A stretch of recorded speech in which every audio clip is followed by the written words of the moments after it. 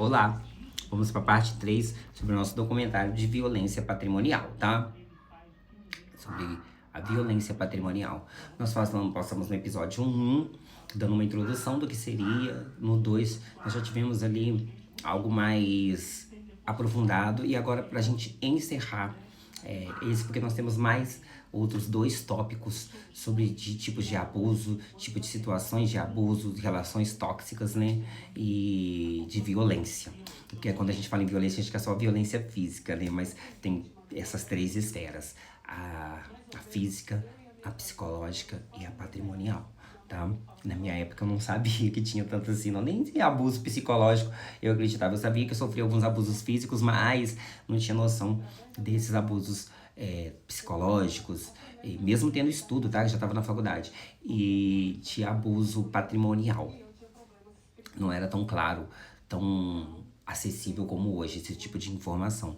E pra gente concluir, eu vou falar agora sobre o abusador.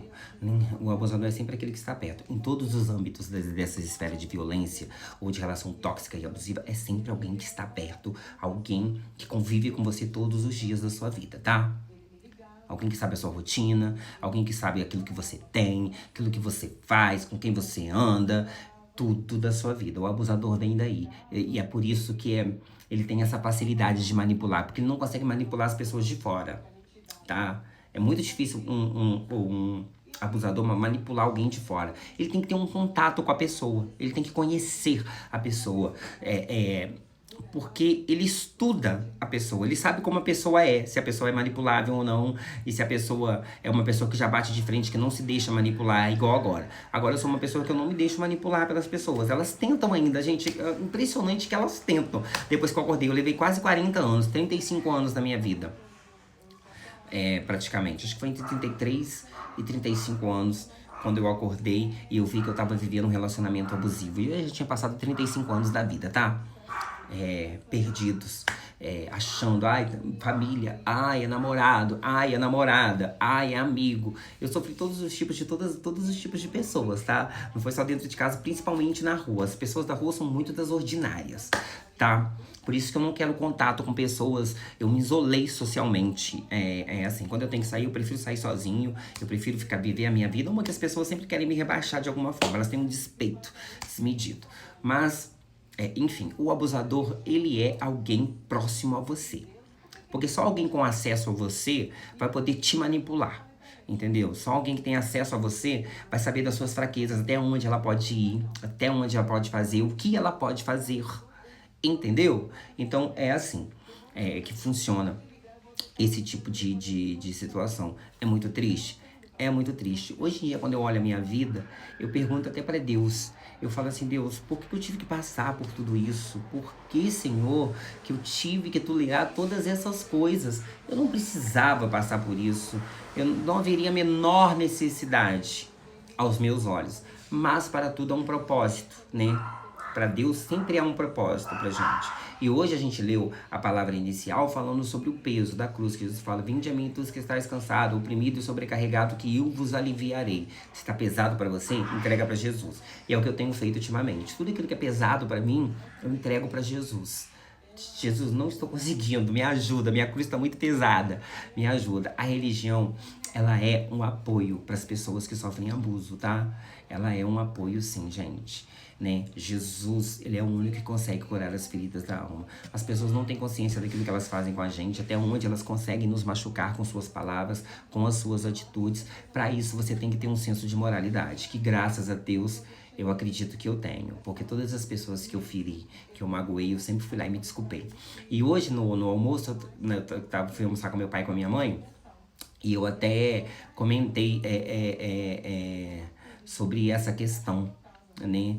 Que uma vez uma pessoa falou comigo: você pede desculpa demais para as pessoas, você não tem que pedir tanta desculpa assim. Porque eu fui treinado, né? Porque quando você vive com pessoas narcisistas ou com abusadores, você é treinado como um animal de estimação, sabia? Eles treinam você para pedir desculpa o tempo todo, porque eles fazem você acreditar que você quer o errado, mesmo você estando certo.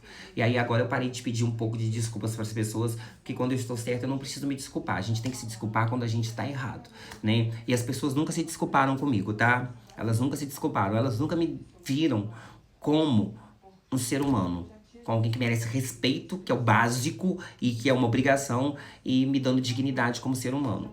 Sempre me trataram como um cachorro, como um vira-lata, um cão sarnento. Sempre foi assim, dentro da minha casa, nas ruas, o povo só me via como um caixa eletrônico. Então por isso que eu isolei, eu não tenho contato com nenhuma das pessoas. Quando eu encontro esporadicamente, assim, sabe, mas eu marcar pra vir na minha casa, eu não quero, tá?